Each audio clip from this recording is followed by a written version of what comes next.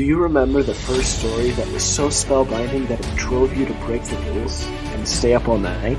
To keep reading, keep listening, keep playing? So good you forgot your life and lived there? So good that the moment it ended, you asked yourself, what next? Welcome to the Flore.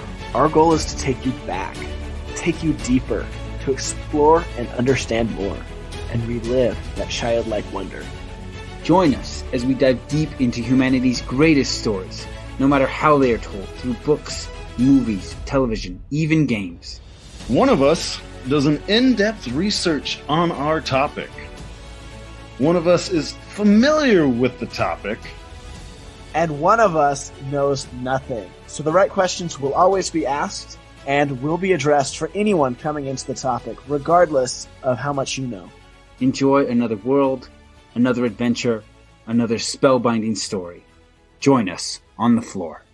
Let's not forget to thank our new patron. Oh, yes. Katrina, who joined in at our $10 tier. Secrets of the Archivist. Yes. Yes. Thank you for joining us. Thank you to all of you patrons. We appreciate each and every one of you. You are appreciated, Tid. Welcome to the Xenoverse. So, as we have mentioned, as we've gone through this, at one point, the Predator universe and the Xenoverse cross, and they have since permanently combined. So, today we are going to be talking about the movie Prey. Okay, can we just subnote real quick? Permanently combined sounds like they always do. There are hardcore fans of each that don't agree. And we've discussed that. So, for the sake of just our Xenoverse. All right. And the cohesiveness of the stories. Yes. The baby universe that comes from both these universes. Yeah. All right. So what is in this episode that you want, right? So there's a lot of people putting out reviews on Prey, but we watched a bunch of them. We watched the movie and then we watched a bunch of them. And even I, the know nothing on our series here, knew a lot more about the lore. Like, if you are familiar with the lore we have covered about the Predators, who they are, what they do, and why they do it, everything in this movie makes complete sense, what they're doing from the beginning. For instance, I watched this movie with my little brother, and he was just like, why are they doing that? And I would look at him like, well, actually, and I'd reference something we said in a previous episode about how they love hunting. It's like, because I saw the scene where it was like hunting the wolf. Yeah. And I was like, oh, they're not going to get this accurately. I like audibly said that out loud because, as Eli said, and I forgot which episode it was, but he specifically talks about they'll fight you on even ground, sort of. So if you're melee, they'll be melee, and the wolf is melee. But I just assumed he was going to shoot it. Oh, and then he didn't. He didn't. Yeah. Well, let's see. Yeah. So when he fought the wolf and the bear, and he went hand to hand, I was like, yeah, he's got it. That's an animal. So he did pull out his claws, but I was like, that's fair. They've got claws and teeth. He's got claws. He didn't even pull them out right away. He waited till they used them. And if you watch the fight with the Comanches, what's really cool is he does not use anything ranged until they do. Yeah. Mm-hmm. So, and I only saw this rule broken once. There was one point where one French guy pulls out a knife. The Predator looks at him, picks up the trap, and hurls it at him. I was like, I felt like you cheated on that one. He went melee. You used a ranged weapon. So that is not a ranged weapon. You can throw knives. I guess it's true. You could throw a knife. So maybe, I guess. Plus, maybe that was the Frenchman that laid the trap. Maybe we don't know that. Maybe that is like added. So he smelled the Frenchman on it. Like you laid this trap, so have it back. So, and I also like that the Predator is working his way up the chain because this is very likely his first hunt ever, right? And he doesn't want to die, like I guess technically he starts with the snake, but it looks more like the snake is bothering him and and that's why he kills it, right? But with the wolf and with the bear, he lets them get an attack off first. Yeah, with the wolf and the bear, like that is him working his way up the chain. No, but the first time he interacts with them, like the wolf, he just shoves. And then he lets it bite his leg. And then with the bear, he like wrestles it or something. I forgot exactly what he does, but he lets the bear get like some swipes in. And it was more than he expected because he gets the bear roughs him up a little bit. Gets a bite out of him. But he seems to like, it was almost like he'd like, take your best shot. Let's see what you got. And with the snake, that was it. With the wolf, it wasn't much. Yeah. With the bear, he was like, oh. So Like he got his clock cleaned a bit. well, and I think I think the interesting thing between the comparison between Naru and the Predator is for both of them, this is the big hunt to prove I'm a warrior. For both of them, that's what this event is, right? And they hunt each other. No. What? You disagree? No. Yes, because the Predator's not hunting her. She's not a threat. So that was literally the premise for the first 3/4 of that movie. Yes, until he realizes she's a threat, right? She outplayed the Predator. She was on the same like they were on the same playing field. Well, sort of, because it counted her out, and she waited until it 100% was like, no, don't even bother. He's politely moving her gently out of the way, and then she's like, all right, now that you know I'm behind you and you 100% think for a fact I am not a threat, now I'm going to attack. Well, and this could be what is it? When you go hunting, a lot of times you're not allowed to shoot the females because that's essential to population growth. And that could have been kind of the Predator rule. Be like, unless you need to, don't hunt the females. We need them to keep the people there going. were no other Comanche female warriors. So between all the frontiersmen and the Comanche who fight the Predator, there are no females. She's the only one. So very much could have been that's kind of a Predator policy. Unless you need to, you don't hunt their females because you wipe out the population if you do that. So we have seen in the past they will kill females, but not pregnant females. If they detect that you're pregnant with a natural baby, not a Xeno. If you're pregnant with a Xeno, this is a different story. But, it's a different story, if you're just simply pregnant, he'll give you a pass. Yeah. So I want to say one thing that we forgot to say, guys.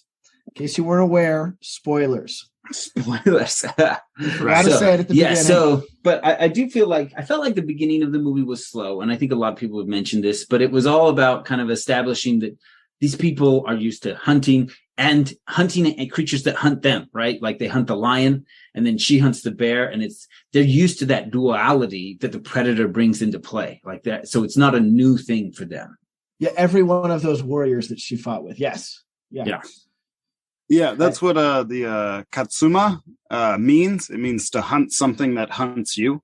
But that's what that word actually means in Comanche. Oh, interesting. So, although this is something that kind of bothered me because we studied the Comanche in preparation for this. Horses come up once, and I was like, are these Comanche or are these Shoshone who will become Comanche? Because they're in the mountains and horses are not everything. I was like, what's going on? At one point, her brother uses a horse, and that's it. Mm-hmm. Yeah. It was a really cool scene with a horse. So that's true. I feel like we see early on, her brother is an incredible hunter, and the brother goes head to head with the Predator, and the Predator's like, oh, I'm gonna lose this, go stealth. Just full on. He's like, I'm gonna go on an even playing field, and he was like, nope, I like how I normally do it. Her brother was a great character. He was powerful. You were when he fights him in the end, you're like, yes, this is a good fight. Very good. Well, not only that, but he shoots the Predator full of arrows. He's out, and so he pulls them out of the Predator to shoot him again. And at that point, the Predator's like, "Oh, he doesn't run out of ammo. He takes it out of my mind." He's like, "I'm out. Go stealth." Yeah. No, he was a great war chief. He was a great job in that show. Yeah. I was sad he had to die. That I didn't love in that movie. I think that was the moment when it became clear that you had to do something else to beat him. Because, he had that tech that was next level. And if he was going to lose in a head-on-head fight, he would just up his tech, and I think that became clear to her. She's like, I've got to use his stuff on him. Okay. I have a question for you guys, because I didn't understand this. At what point did she learn how to use his helmet accurately to make sure that it bounced off 17 trees and shot him in the head? So it wasn't. I saw this moment. Aimer. Yeah. But let's talk about it. Yeah. So there's a moment me and my little brother, we were very confused.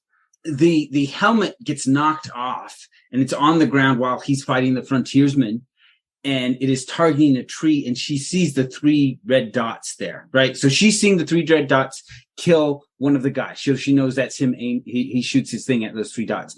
But then she sees the helmet. Saved her friend when she saw the dots on him. So so she'd already learned. So she'd learned that, and then she sees the 3 dots on the tree, and he shoots that thing at other people, but they always end up in the tree, right? Mm. And so that's the moment when she realizes. He says, "It's going to find its mark. It's always going to hit those 3 dots." So so there's a moment where it's on the ground pointed at the tree, and he still uses his thing to shoot the frontiersman, but it always ends up in the tree in the end. Okay, that makes more sense. She's smarter than me because I didn't get that. Okay, thank you.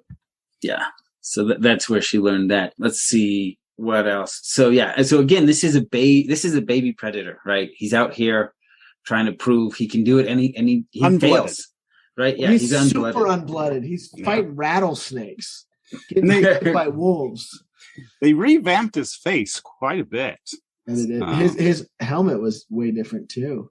Yeah, so one of the guys brought up something that I thought was kind of an interesting point. So they're saying this is about 300 years before the first movie chronologically. And so one of them, he says, I wonder if they're trying to show that it's older tech, because this, even for the Predators, this is 300-year-old tech for them compared to what it shows up. And that might be why the helmet's so different. Why is his face different? Would that be a different tribe, like different race? Why is your face different than mine? Just kidding. Yeah, why do you look funny? And this might be calling out to in Predator 4, the Predator. They're messing around with genetics, and that's why they gather spines, is to gather raw genetics. So it could be calling out to that one and being like they have genetically developed through their technology and their gathering, and so they would have looked different 300 years ago before they really got a hold of what they were trying to work with at the time. That's a theory, of course. All right, let's take a break here. Okay. And then when we come back, we'll talk more about spines. I've got a few of the she calls them a creature, the Mulpitzel, and I've got a little bit on that. The scary monster, the child story monster. That's right. Sounds good.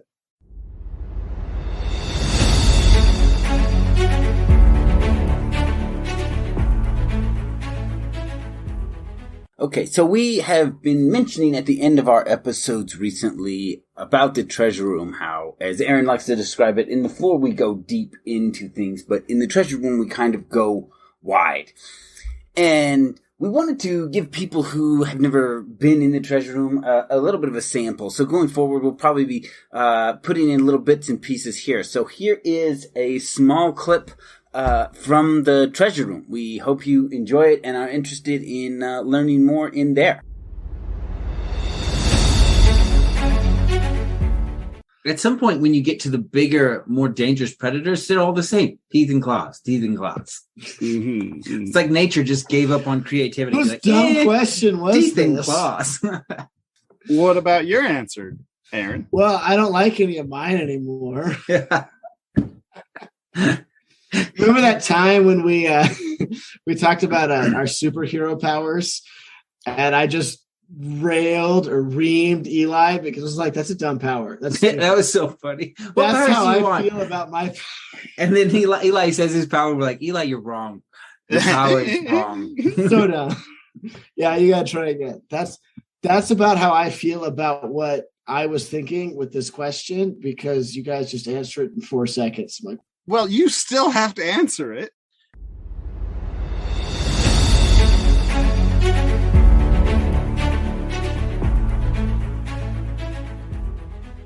All right, we're back, and we are talking about the new Predator movie, Prey. Talking about some of the lore points we brought up as we've discussed the Predators and their role in the Xenoverse and how it comes into play here. You see him dropped off because, they're not landing, they're not invading. This is an unblooded warrior here to prove that he can, fight and be a predator, to get his first few scalps or spines as he collects them. And so we talk about this and we talk about how, some of his tech is different. Some of his even genetics are different than what we see in the later movies. And some of this is just speculation as to why this would be. It's 300 years before, and so some of their genetic adaptations are different, and some of their tech is older.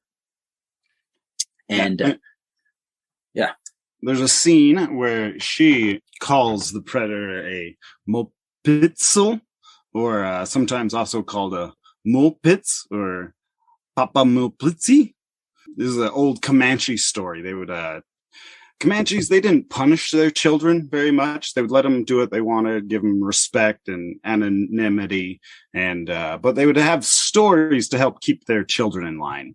And so this is a story about a creature that would eat bad children. Sometimes this story comes up that it's more of like a Bigfoot kind of creature, a giant hairy creature. Sometimes it comes up as like a giant owl man. And they would even hunt for the bones of these creatures. But it's more believed that these bones that they would collect, these were fossilized bones of woolly mammoths or mastodons and giant sloths, extinct about 4,000 to 10,000 years ago. There's also a South American owl that might have been part of this story, with the story being sometimes it was an owl man. And they would identify these fossils by licking them. Licking fossils is different than licking other rocks, and is a technique geologists use today to help identify fossils. There's a technique to licking them, or licking them is the entire technique? Licking them in the way that your tongue reacts to it. Fossils, they're is porous. It like clockwise or counterclockwise? They're porous. So like when you lick them, your tongue will stick to it because it's absorbing all of your moisture on your tongue. And people, when they're looking for dinosaur bones to tell if it's an older bone or a younger bone, licking it has a different texture. Okay. Anyways, but the Comanches, they would look for these bones and use them in medicine. They would lick for these bones. Is what they would lick for these bones. So yeah, there's a cannibalistic owl in South America that might have been part of the owl man part of this, but more in Northern America, it might have been more the kind of a Bigfoot kind of a creature they would talk about. Not probably, or a predator kind of creature. Predator kind of creature. Right. And that's how they use it in this, that's the scary story, the boogeyman, right? Yeah. That was but they took boogeyman. An actual story that the Comanches used, and they fit it into this movie. Mm-hmm. And then the orange flowers. What do they call it in the movie? 1 second. The orange ones that Totsia. Oh yeah. Totsia. This is more known as the Mexican orange blossom. Mexico uses it in their pharmacology. They'll extract it and use the oils for relaxation, anti-anxiety, anti-depression, pain. The Indians would often make a tea and drink it before bed to kind of knock them out for the evening. So that's just a little bit of stuff, they talk about in there that I wanted to make sure I covered. So it's more of a knockout flower that cools your blood temperature down. So right. I didn't catch, what happens if you OD on this stuff or anything yet, but. So, well, and I thought it was a good twist because we see her fall in the mud. And I thought that was the moment she was going to encounter the predator for the first time. Mm-hmm. Because it was like, she's in the mud, he won't really see her, and she'll figure it out, be like, no, that is not at all how she figures out how to fight him.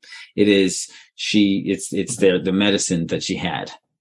Mm-hmm. So, and they even did a callback to early on. They talked about how it made his blood super cold, like the guy that got injured. Yeah. But he'll be fine, basically. Yeah, it's an anti-inflammatory. If you put it on a wound, it won't bleed so much. If you put the predator stuff on a wound, it won't bleed so much either. His little tonic. Oh yeah, yeah. His goo. His little goo. That one was very liquidy. Very liquidy goo. Yeah.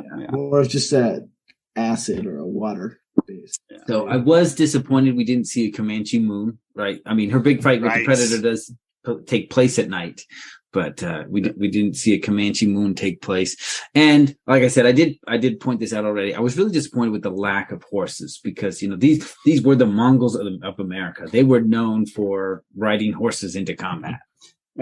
And I think that maybe this was put on earlier in that time period. We're in the early 1700s, so maybe they hadn't propagated as much. She didn't know how to use pistols or weapons yet. Yes, I also noticed that too, because I was like, the Comanche used rifles a lot. And she had to figure out that bear trap. She was unfamiliar with this technology. And so, horses might have been around, but they're still not really heavy out there. Yeah, which is why I kind of said it feels almost more like the Shoshone than the Comanche, because that's more how they were before horses and rifles were introduced into their combat style, and was really, at least in the history we read, which was very brief, and I imagine the writers probably did a lot more research than we did. So, but yeah, it was probably very early Comanche. They were just barely breaking off from the Shoshone. Yeah, I could see that. They probably had horses. They just didn't like using them yet because they stuck with their old traditions. So. But yeah, I did notice it's like they walk everywhere. They're in the mountains. Where are the horses? Get on. Where are the horses? Butts whooped by a predator. So there was even one time, I guess her bow was in like a leather sheath that would go around it.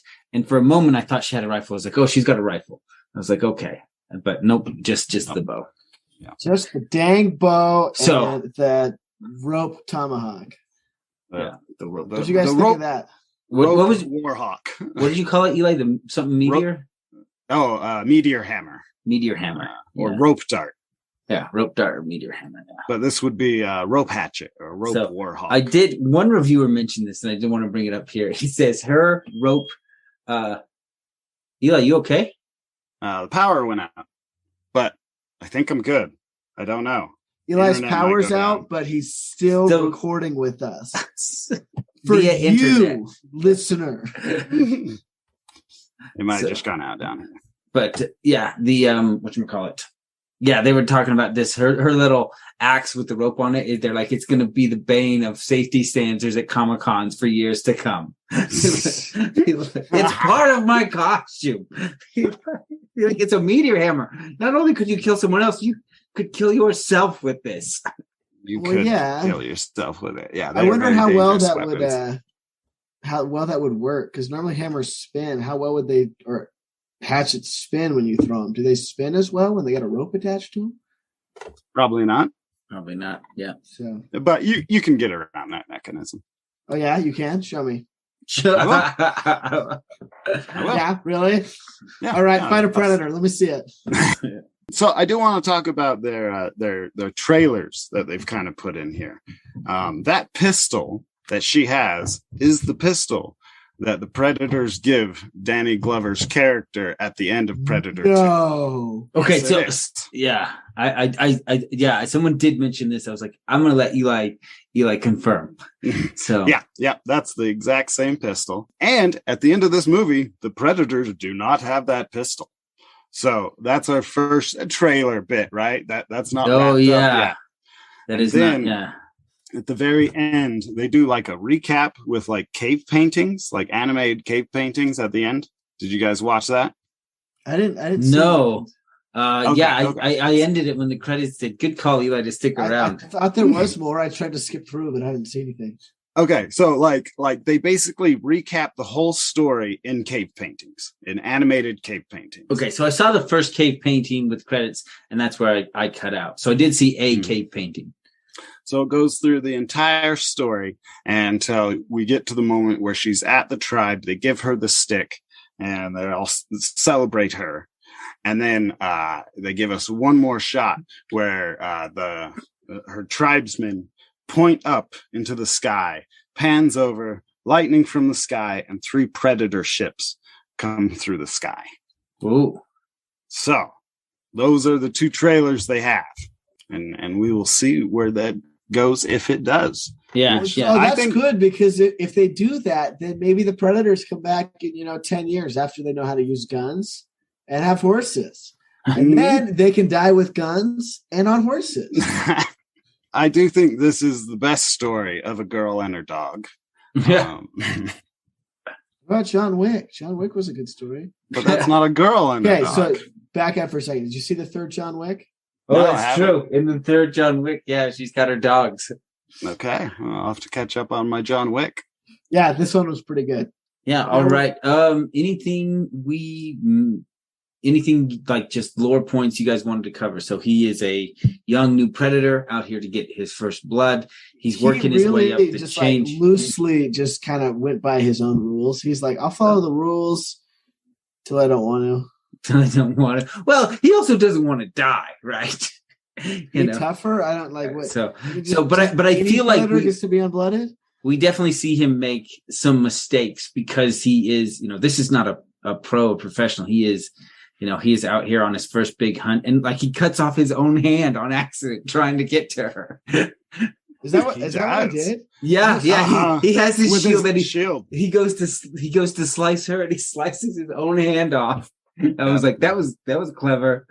And that's really where things kind of get a little more even ground between the two of them, because he's only got one arm to fight her with. And I think from that moment on, he's like, okay, this is not playing around anymore. So I felt like when he got shot in the head, that was the moment. Oh, right. He's like, oh, things are serious now. She just tried to shoot my brain out. Yeah. This prey is this, untouchable or weak little thing is less weak. This is the first movie released where they also released it with a dubbed version in Comanche. Yes, I did hear there was that.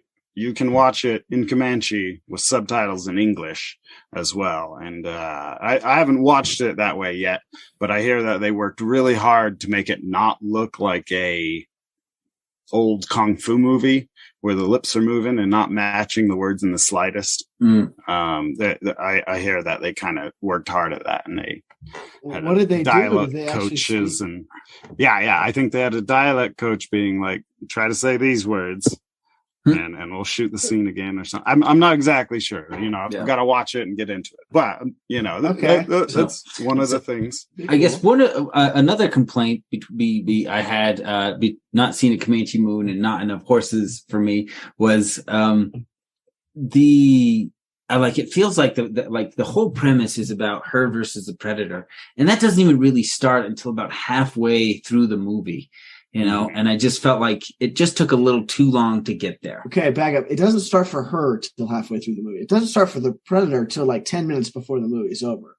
My boy had no idea they were going at it with each other. He's like, "Oh, look, a cute little innocent bunny." Okay. Yeah, he's an alien on a new planet. He's like, "Are you tough? I'll fight you. Are you tough? I'll fight you." He's like about to fight her. Like, "No, you're not tough at all." No, yeah. Well, we've got our first Disney war chief, Naru. Was her brother not a war chief? No, yeah, he's just. So we meet the war chief. He's an old dude, right? Oh, I thought the brother was promoted to war chief when he killed the lion. So, well, I guess with the Comanche, in our research, it was kind of like you just declared yourself a war chief, and then if you could get enough people to follow you, then you were one, and if you didn't, then you just went back to following somebody else, right? So let's just back up for a second. When they went out to look for his sister, how many people went out? Because they all followed him out to find her. Does that count as him being a war chief? So, well, they weren't going to war though, right? So they were just point. Yeah. Technicalities. You sound like a predator at this point. They love their technicalities. Be like, you could throw that knife, so I have a bazooka now. So yeah, okay. I really felt like he cheated pretty hard when he threw the guy at it with the knife, because the guy, I guess, like you guys said, he could throw the knife, but he was ready to melee with the knife, and the predator didn't melee. I was like, you broke the code, dude. Okay, no, back up. I feel like all the times there were guys like laying on the ground, like bleeding out and stuff. Not predators anymore. It's like, but they had all been shooting at him with guns, so I felt like it was fair, right? You got to do what you got to do. It's like they all opened fire with guns at you. And then the one that spooked him, that he stepped on, that he didn't realize was alive. Yeah, the guy she treated with the medicine. Just like stabs him. Yeah. So, okay. We got a treasure room question. So, guys, we talked about gene splicing, right? Mm-hmm. And we talked about taking the spines of the animals and taking some of their powers. If you had to fight an animal, but if you win, you get an ability from it, you obviously have to take its spine because that's just, the predator part. Spinal fluid, right? Well, Yeah, unless you're stuff. an Indian. The Indians, they believed you could, like with the medicine shields, the animals that they put into that medicine shield, they believed they would get those powers. Oh. Yeah, but I'm saying spine. So no shield for you. You gotta get the whole spine out. You can have a shield as well, maybe double it up. But the question is, what animal would you want to fight, and what power would you want to gain from it? And Joe, just so you know, you got to go predator rules. So you got to go melee against the melee. No, I know what you're going to try and do. Friggin' sniper over here, DPS me. All right, we'll see you guys in the treasure room. If you enjoyed this episode and want more on the topic, we record a special treasure room for our patrons after every episode. In the regular episode, we go deep.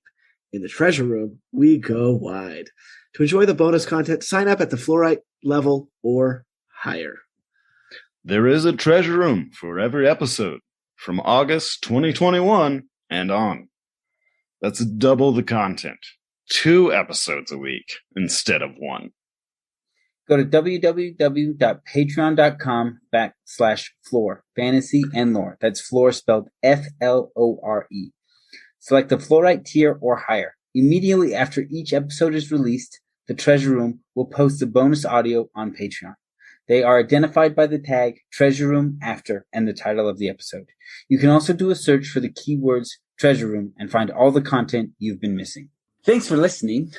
Leave us a review. Tell us why you like listening to us. Is it our awesome deep dives? Is it our amazing back and forth? Is it our charming good looks? What would you like us to add or change? You can put that in the review as well. We read reviews. Yeah, and if you're going to be leaving us a review telling us what you like about it, maybe you even want to share the content with your friends. Like and share on social media. You can join us on Twitter and Facebook. We post memes. And we actually started a Discord, so come play with us. So a lot of the worlds we cover have a retcon. If you're not familiar with that term, it's reconstruction. Or sometimes we might use a bad source for some of our lore research. And if that happens, feel free to email us at florefantasyandlore@gmail.com. That is Flore spelled Flore, fantasyandlore@gmail.com. And if you're angry enough, we'll read it on the air. Yes, we will. Also, the treasure room is now available. We have locked a few secrets for everything we cover in there, and each week we add more. And you can find the treasure room on patreon.com/Flore, fantasy and lore. And how do you spell that, Aaron? That's lore with an F at the beginning. So it sounds like floor, but it's not the floor you're thinking because it's our floor. We hope you enjoyed your time on the floor. Think about your favorite part of the episode. Now, think about your nerdiest friend. Who is it? What is their name? They want to know about the floor. Stop holding out on them. Go and tell them about your favorite part. Because all of this is more fun together.